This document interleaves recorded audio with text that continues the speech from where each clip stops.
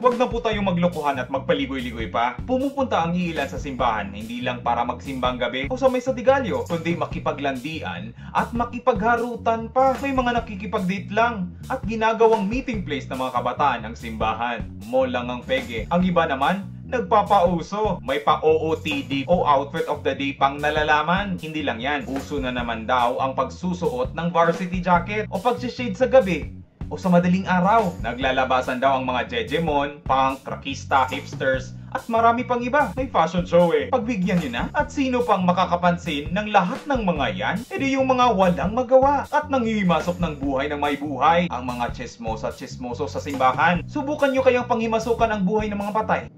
Patay ng mga patay. At idagdag na rin natin ang first timer ngayong Pasko, ang selfie. Hindi naman masyado bago ang picture-picture. Ang tawag lang nito ang nag-iba. O di selfie dito, selfie dyan. Selfie kay father. At yung iba rin, umaattend sa simbang gabi kasi nandun din ang crush nila o magsa-sightseeing ng mga magaganda at gwapo at makikikain na rin. May mga palibreng pakain eh. Siyam na gabi o araw dapat kinukumpleto ang pagpunta sa simbahan. Gumigising ng napakaaga at nagdarasal lang daw para matupad ang mga hiling natin sa buhay. Hindi naman tayo pumunta sa simbahan para lang matupad ang mga hiling natin. Pumorma lang o makipag-date o pansinin lahat ng mga yon. Wala daw basagan ng trip? Tama po yan. Pero sa huli, atin pong tatandaan na hindi sa kung anong dahilan natin o anong mga ginagawa ng iba o sa kung ano ang kasuotan ng mga tao sa paligid natin. Ito ang panahon ng matimtimang pagdarasal at pakikinig sa salita ng Diyos. Ano naman kung maraming jejemon ang nagsisimba o nakikipag-date lang? Pumunta ka sa simbahan para magdasal, hindi para maging reporter, mang chismis, at para maging judge. Piktusan kita sa lungs dyan eh.